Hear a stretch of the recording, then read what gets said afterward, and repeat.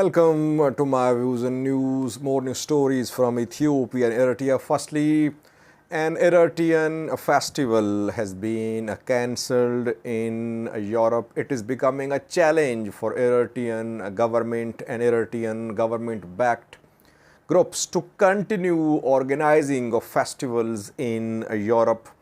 They have to resort to legal options. They are doing lobbying as well. Eritrean government is involved, but now we are seeing a pattern that wherever Eritrean government-backed festival in Europe is announced, immediately opposition groups become active. They risk their status as citizens of European countries. Sometimes they have temporary resident status, but they want to stop these festivals. Secondly, viewers, Getachew Reda, Tigray interim president, was at French embassy yesterday. French embassy held a program yesterday, and it invited several Ethiopian politicians, and there Getachew met with an Ethiopian politician who is very critical of TPLF, and a few days ago Tigray interim government issued a statement condemning a decision by a ministry led by this politician. Thirdly, a few days ago, Synod appointed some bishops, Holy Synod. I think 8 bishops were appointed, 8 or 9, I think, and that was a decision based on consensus, decision of appointment of bishops. But implementation of this decision is Oromia is not easy, because some groups in Oromia are rejecting new appointments. They say they want 25 bishops who were appointed by a trio of archbishops to take charge. Meanwhile, a campaign against Abune Natnael is ongoing. That he must not be allowed to work in Oromia, and rumors that he has resigned to. Firstly, viewers, Eritrean festivals are organizing of Eritrean festival is now becoming difficult in Europe. Not in America, by the way. We have seen that there is no problem regarding organizing of Eritrean festival. It seems that Eritrean opposition groups are stronger in Europe than in America. Last year we saw that opposition groups, United Bright Future Movement, some others, they formed a Brigade Nihamedo, and they decided to stop these festivals. They resorted to protests, to legal proceedings, to use of force as well. In different countries, they adopted different strategies. But since last year, we have been seeing that all Eritrean festivals organized in Europe for years are facing a challenge. In London last year, there were clashes between Eritrean opposition groups and Eritrean government-backed groups. In some other countries too. In Germany, just a few days ago, in Gießen, the local Gießen government banned the festival. Pro-Eritrean government groups went to the court. Court ruled in favor of the organizing of the festival. Festival organized, but during the festival, we saw clashes between security forces and Eritrean opposition groups, and more than 20 police officials were injured. Around 100 opposition protesters were arrested in Gießen. Later, they were released, but for 2 days, life came to a standstill in Gießen, Germany. And after that, we saw a statement from Gießen mayor and some opposition parties demanding that Eritrean ambassador to Germany should be summoned, and a strong message be sent that Eritrean conflict should not be fought on German soil. Two opposition parties demanded complete ban on Eritrean festivals. So you see that a major challenge for Eritrean government-backed groups. Now, a story from UK, where an Eritrean festival has been cancelled. It was due to be held today and tomorrow. On the 15th and 16th of July, the festival was scheduled to be held, but it has been cancelled. I think it was cancelled last year too. It was due to be held in Harrow, UK, and Harrow Council has, City Council has banned the festival. Statement from pro-Eritrean government Eritreans. British Eritrean Council, BEC, issued a statement saying it was disappointed at the decision of Harrow City Council that Eritreans' fundamental rights, British Eritreans' fundamental rights were being infringed by banning the festival. That it was a way of celebrating Eritrean culture, that the Eritreans wanted to celebrate the festival. Opposition groups say that these festivals don't unite Eritreans. These festivals are used by Eritrean government to divide Eritreans. They use it to raise funds. So that they are welcoming the decision, but government-backed groups are saying they're going to start legal proceedings. When will they start legal proceedings? Because festival will be held today. Banned, maybe later. Now, one important point I want to make. British Eritrean Council says that it is a violation of British Eritreans' fundamental rights that festival has been banned. Question is, are Eritreans living in Eritrea have their fundamental rights? Are their fundamental rights being respected by Eritrean government? And next question is, did these organizations which organize festivals in Europe, did they ever condemn human rights abuses, violations of fundamental rights of Eritreans in Eritrea? Why are they silent about the plight of Eritreans? Do Eritreans have freedom of assembly? These British Eritreans are demanding that they have right to right to assemble. But do Eritreans in Eritrea have a right to assembly? No. Right to speak freely? No. Free media? No.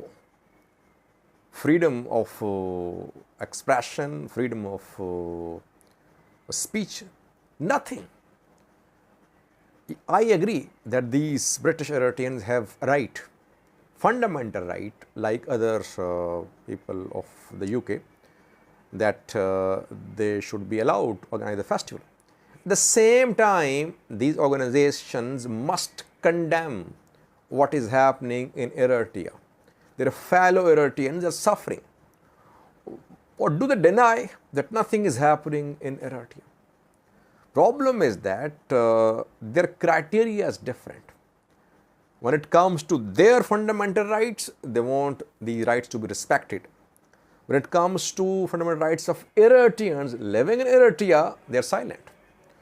So I don't back banning of festivals. My personal opinion is that festivals should be allowed. Of course, Europe cannot ban all Eritrean festivals. Sooner or later, these festivals will be held in some other forms. They'll be held. But those who are organizing these festivals, they should be held accountable. Do they support human rights record of Eritrean government or not? So what is their position about the plight of Eritreans living in Eritrea? So far, the festival in Harrow banned. Eritrean government-backed groups are starting legal proceedings. Opposition group's strategy is definitely working, though it's a violent strategy, and it is not helpful for Eritreans as a whole, for refugees, for asylum seekers, for new arrivals in Europe from Eritrea. It's not a good policy for them. They'll have difficulty regarding processing of their refugee asylum cases. Secondly, was Getachew Reda, Tigray interim president, was at French embassy yesterday. On the 14th of July, Bastille Day is celebrated in France in memory of French Revolution. A program in this connection was held at French embassy in Addis Ababa, Ethiopian capital. Getachew Reda was invited and he attended this program at French embassy in Addis Ababa. Other Ethiopian politicians were invited too. Professor Marira Godina, head of Oromo Federalist Congress, Jawar Bekele Garba party was there too. Azima party leader Berhanu Nega, who is Ethiopian Federal Minister of Education, was one of the participants. And Getachew met with Berhanu Nega there at this program. A few days ago, Federal Minister of Education published a document. It showed Volkayet and Raya as parts of the Amhara region. And we saw that Tigray interim government issued a very strong statement criticizing Federal Ministry of Education led by Berhanu Nega. Berhanu Nega is very critical of the TPLF. He fought for several years in opposition when TPLF was in power in Addis Ababa in the form of EPRDF. And he went into exile too. He remained based in Eritrea too. He got funding from Eritrea. Then he went to US. He founded ESAT, I think, he and under Getachew Reda. When PM Abiy came to power after protests, public uprising, he returned to Ethiopia. He founded Azima party. But you see that there is history of animosity between Berhanu Nega and TPLF. Still, we saw that Getachew and Berhanu Nega reportedly exchanged greetings at this program at French embassy in Addis Ababa, Ethiopian capital. Yes, that is the spirit. If there are problems, if there are misunderstandings, if there are mutual complaints, these issues cannot be resolved through complete ban on communication. Problems can only be resolved through communication, through talks, through dialogue. It was good to see Getachew with Berhanu Nega. If you compare what is happening between Tigray leaders and Ethiopian federal government, we're seeing that the two sides have learned a lot. They have decided to work jointly now. They're trying to forget the past. But when it comes to the church issues, Tigray Orthodox Church is not showing any flexibility. It does not want to be part of the Ethiopian Orthodox Church. If Getachew and Berhanu Nega can sit and talk, if Verede and Berhanu Jula can sit and talk, why not Tigray archbishops and Orthodox Church synod? Problem is that issue is political. Issue is not just religious. Tigray archbishops are not making decisions on their own. They have backing of Tigray interim government, and Tigray interim government is closely in touch with the Ethiopian federal government. Tomorrow is crucial views. Tomorrow these Tigray archbishops, Tigray bishops are going to meet. They'll hold a meeting and they'll start the process for appointment of bishops. Process ongoing, though main church wants an end to this meeting, asking Getachew and Abiy to stop Sunday's meeting. Again, I'm saying it's a political issue. And we might see in future Eritrean government leaders and Tigray leaders sit and talk. Though we know what is Tigray's position about Eritrea. Abiy was a genocider a few months ago. Now Abiy and Getachew, Abiy and Sad Khan are holding meetings. They have met several times. Then why not? The church leaders, why can't they meet and resolve the issue at the table? There are political issues.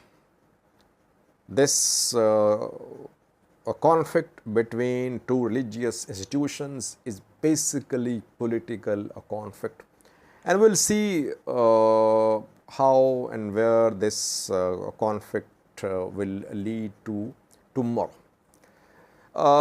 Thirdly, viewers, another news story about Orthodox Church of Ethiopia.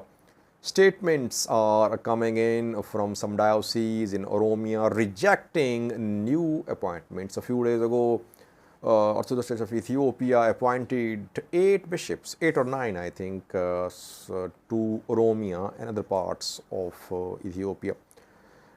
Before that, we know that a trio of archbishops appointed 26 bishops to Oromia and some other parts of Ethiopia, but those appointments were rejected by the main church, and that led to start of confrontation between rival factions, main church and Romanian-based faction.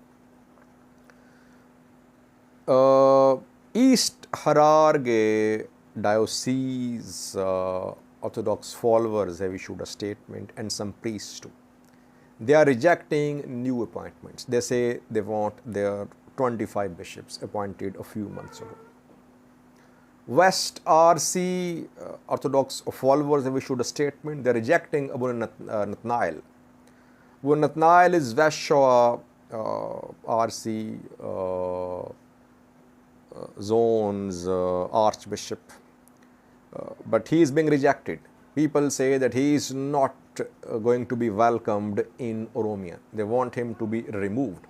Some say that Abune Natnael has resigned. We don't know. But reportedly, Orthodox followers, some priests, they have announced that they won't allow Abune Natnael to work in Oromia. So despite some decisions made by the church synod through consultation, through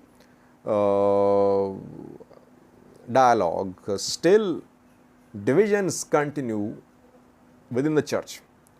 All dioceses in Oromia are not under the control of the main church. What is the main challenge for the church? Can church ensure that all dioceses in Oromia are under its administrative control? That we'll see in coming days. So far, statements are coming in from different dioceses of Oromia rejecting new appointments of, I think 6 bishops were appointed to Oromia a few days ago, 2 or 3 to other parts of Ethiopia. But it will be difficult for these 6 new appointees to take charge in Oromia. Thank you for watching.